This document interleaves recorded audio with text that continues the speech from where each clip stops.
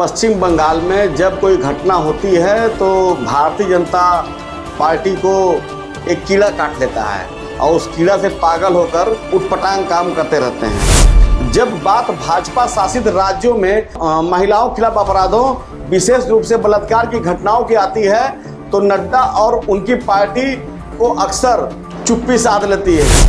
NCRB के 2017 से 2022 के आंकड़ों के अनुसार उत्तर प्रदेश में जो मॉडल प्रदेश बताया जाता है, जो योगी का राम राज प्रदेश बताया जा रहा है, जहां डबल इंजन की सरकार चल रही है, यहां पर उत्तर प्रदेश में जो बलात्कार का आंकड़ा सामने आया है उसमें यह लिखा गया है कि सामूहिक बलात्कार के बाद हत्या के 280 मामले दर्ज हुए हैं। जेपी नड्डा जी को पश्चिम बंगाल का बलात्कार महिला अपराध तो दिखता है, लेकिन उत्तर प्रदेश, मध्य प्रदेश, असम जैसे भाजपा शासन में जो महिला अपराध हो रहा है उस पर उनकी आंखें नहीं जाती। उन्नाव एवं हाथरस जैसे मामलों ने तो राष्ट्रीय स्तर पर सुर्खियां बटोरी, जहां पीड़ितों को न्याय दिलाने में प्रशासन की निष्क्रियता और राजनीतिक दबाव की शिकायतें सामने आई।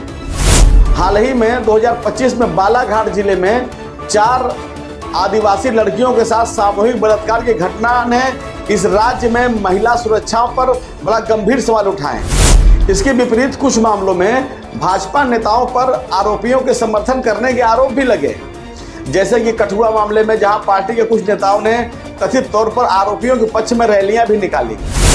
महिला सुरक्षा एक राष्ट्रीय मुद्दा है जिसे राजनीतिक दलों को संयुक्त रूप से हल करने की आवश्यकता है, बल्कि यह दर्शाता है कि महिलाओं की सुरक्षा का मुद्दा अक्सर राजनीति लाभ के लिए इस्तेमाल किया जाता है। उत्तर प्रदेश, मध्य प्रदेश, राजस्थान, हरियाणा जैसे भाजपा शासित प्रदेशों में महिला अपराध पर माननीय उच्च न्यायालय, माननीय उच्चतम न्यायालय स्वतः संज्ञान क्यों नहीं लेता। नमस्कार, आदाब, सत श्री अकाल। मैं अमित मौर्य, आप देख रहे हैं अचूक संघर्ष। पश्चिम बंगाल में जब कोई घटना होती है तो भारतीय जनता पार्टी को एक कीड़ा काट लेता है और उस कीड़ा से पागल होकर उटपटांग काम करते रहते हैं। अब मैं आपको यहाँ बता दूं कि अरुण सिंह जो भारतीय जनता पार्टी के राष्ट्रीय महासचिव हैं, 28 जून को उन्होंने लेटर जारी किया। वो लेटर में जो लिखा हुआ है दोस्तों, मैं बता दूं आपको कि भारतीय जनता पार्टी के राष्ट्रीय अध्यक्ष माननीय श्री जगत प्रकाश नड्डा जी ने पश्चिम बंगाल के कलकत्ता लॉ कॉलेज के एक छात्रा के साथ हुए सामूहिक दुष्कर्म पर अत्यंत निंदनीय और कठोर भर्त्सना करते हुए प्रदेश की कानून व्यवस्था पर सवाल उठाया है। इन्होंने एक जांच समिति का भी गठन किया है दोस्तों। उसमें कौन कौन लोग जा रहे हैं? श्री सतपाल सिंह, पूर्व केंद्रीय मंत्री एवं पूर्व पुलिस आयुक्त मुंबई। नंबर 2 नाम है श्रीमती मीनाक्षी लेखी, पूर्व केंद्रीय मंत्री। नंबर 3 बिप्लब कुमार देव, सांसद लोकसभा। नंबर 4 मनन कुमार मिश्रा, सांसद राज्यसभा। अब जो बात आती है, यह पत्र जो है जो जारी किया गया है पश्चिम बंगाल में कानून व्यवस्था की स्थिति और महिलाओं के खिलाफ बढ़ते अपराधों पर केंद्रित था। हालांकि यह देखना दिलचस्प है कि जब बात भाजपा शासित राज्यों में महिलाओं के खिलाफ अपराधों, विशेष रूप से बलात्कार की घटनाओं की आती है तो नड्डा और उनकी पार्टी को अक्सर चुप्पी साध लेती है। यह दोहरा रवैया न केवल राजनीतिक अवसरवाद को दर्शाता है, बल्कि महिला सुरक्षा के प्रति एक गंभीर जवाबदेही की कमी को भी उजागर करता है। जेपी नड्डा जी को पश्चिम बंगाल का बलात्कार महिला अपराध तो दिखता है, लेकिन उत्तर प्रदेश, मध्य प्रदेश, असम जैसे भाजपा शासन में जो महिला अपराध हो रहा है उस पर उनकी आंखें नहीं जाती। राष्ट्रीय अपराध रिकॉर्ड ब्यूरो एनसीआरबी की 2021 की रिपोर्ट के अनुसार भारत में प्रतिदिन 86 बलात्कार के मामले दर्ज किए गए हैं।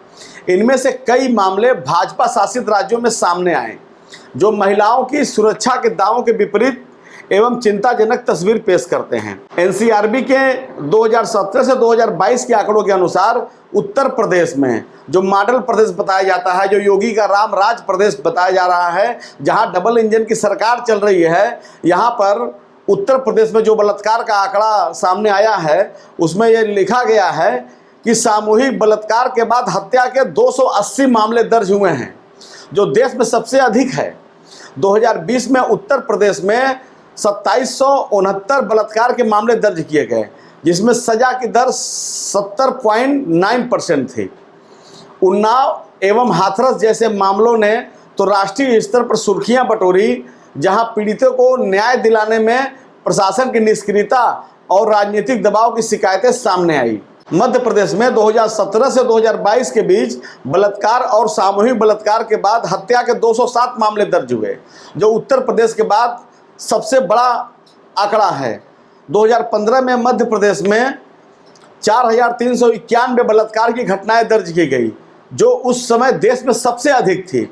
2020 में 2339 मामले दर्ज हुए, लेकिन सजा की दर मात्र 33.8% थी, जो पुलिस की न्यायिक प्रणाली की कमियों को दर्शाता है।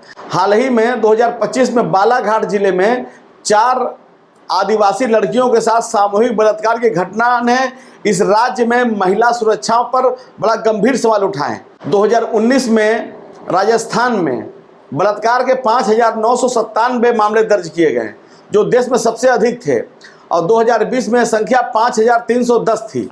राजस्थान राज्य में सजा की दर 45.4% थी, जो राष्ट्रीय औसत से कम है। राजस्थान में बलात्कार के मामलों में लगातार वृद्धि और दोषियों को सजा दिलाने में कमी ने राज्य सरकार की प्राथमिकता पर सवाल उठाए हैं। असम में 2017 से 2022 के बीच में बलात्कार और सामूहिक बलात्कार के बाद हत्या के 205 मामले दर्ज हुए। एनसीआरबी के अनुसार 2021 में असम में बलात्कार के मामले उत्तर प्रदेश के बाद सबसे दूसरे स्थान पर थे। हरियाणा भी उन भाजपा शासित राज्यों में शामिल है जहां बलात्कार के मामले लगातार बढ़ रहे हैं। 2022 में हरियाणा में बलात्कार के मामलों की उच्च संख्या ने राज्य में कानून व्यवस्था की स्थिति पर गंभीर सवाल खड़ा किए। भाजपा शासित राज्यों में बलात्कार की घटनाओं पर पार्टी नेतृत्व को एकदम मौनी बाबा वाला रोग हो जाता है। जब पश्चिम बंगाल में कोलकाता के एक मेडिकल कॉलेज में बलात्कार और हत्या का मामला सामने आया, तो जेपी नड्डा ने तुरंत पत्र जारी कर टीएमसी सरकार पर हमला बोला। लेकिन उन्नाव, हाथरस या बालाघाट जैसे मामलों पर न नड्डा न ही वरिष्ठ भाजपा नेताओं ने ऐसी त्वरित प्रतिक्रिया दिखाई। इसके विपरीत कुछ मामलों में भाजपा नेताओं पर आरोपियों के समर्थन करने के आरोप भी लगे, जैसे कि कठुआ मामले में, जहां पार्टी के कुछ नेताओं ने कथित तौर पर आरोपियों के पक्ष में रैलियां भी निकाली। एनसीआरबी के एक रिपोर्ट के अनुसार 2017 से 2022 के बीच बलात्कार और सामूहिक बलात्कार के बाद हत्या के 1551 मामलों में 140 मामले में अपर्याप्त साक्ष्य या अन्य कारणों से घटना के केस को बंद कर दिया गया। उत्तर प्रदेश और मध्य प्रदेश जैसे राज्यों में पुलिस द्वारा चार्जशीट दाखिल करने की विफलता और कम सजा दर ने पीड़ितों के लिए न्याय के राह को और कठिन बना दिया। यह स्थिति और तब भी बहुत गंभीर हो गई जब इन राज्यों में सत्तारूढ़ दल के नेताओं के ऊपर अपराधियों को, अर्थात जो बलात्कार किए हैं, ऐसे जघन्य और कुकर्मी अपराधियों को संरक्षण देने के आरोप लगते रहे हैं। महिला सुरक्षा एक राष्ट्रीय मुद्दा है जिसे राजनीतिक दलों को संयुक्त रूप से हल करने की आवश्यकता है। जेपी नड्डा का पश्चिम बंगाल में बलात्कार की घटनाओं पर तीखी प्रतिक्रिया देना, भाजपा शासित राज्यों में ऐसी घटनाओं पर चुप्पी साधना उनके दोहरे या उनके दोगले मानसिकता की विश्वसनीयता पर सवाल उठाता है, बल्कि यह दर्शाता है कि महिलाओं की सुरक्षा का मुद्दा अक्सर राजनीति लाभ के लिए इस्तेमाल किया जाता है। आंकड़े स्पष्ट हैं। उत्तर प्रदेश, मध्य प्रदेश, राजस्थान और असम जैसे भाजपा शासित राज्यों में बलात्कार के मामले राष्ट्रीय औसत से बहुत अधिक हैं। यदि भाजपा वास्तव में महिला सुरक्षा को लेकर गंभीर है तो उसे अपने शासित राज्यों में कानून व्यवस्था को मजबूत करने और दोषियों को सजा दिलाने के लिए ठोस कदम उठाने पड़ेंगे, अन्यथा इस तरह की चुप्पी उनके दावों को खोखला ही साबित करेगी। दोस्तों, मैं एक बात यहाँ बताना चाहता हूँ कि जिसको अपराध करना है वो अपराध करेगा। हत्या और बलात्कार ये दो ऐसे अपराध हैं, ये कभी बंद नहीं होंगे। लेकिन इसमें जब हत्या और बलात्कार के बाद पुलिस दोषियों के पक्ष में खड़ी होती है तो ये बात बहुत चिंतनीय हो जाती है।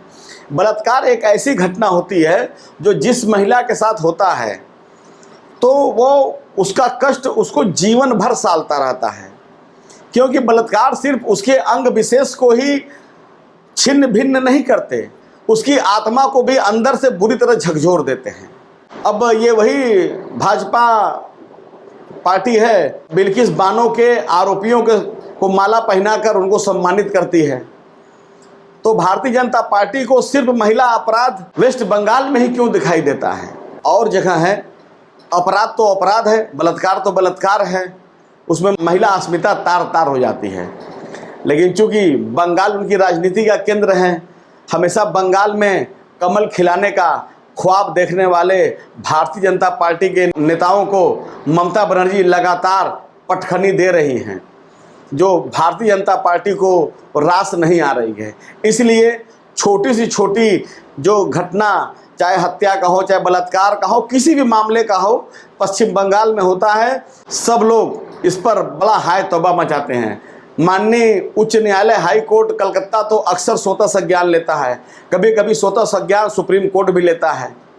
चूँकि न्याय व्यवस्था पर कोई कमेंट नहीं किया जा सकता, तो क्या उत्तर प्रदेश, मध्य प्रदेश, राजस्थान, हरियाणा जैसे भाजपा शासित प्रदेशों में महिला अपराध पर माननीय उच्च न्यायालय, माननीय उच्चतम न्यायालय स्वतः संज्ञान क्यों नहीं लेता? यह अपने आप में बहुत ही अच्छा प्रश्न है। सबको गंभीरता से विचार करना चाहिए। अपराध को हमेशा अपराध की नज़र से देखना चाहिए, दल विशेष या व्यक्ति विशेष या धर्म विशेष से कभी नहीं देखना चाहिए, क्योंकि न्याय व्यवस्था ही इस समाज में दंड विधान को स्थापित करती है। नमो बुद्धाय, जय संविधान।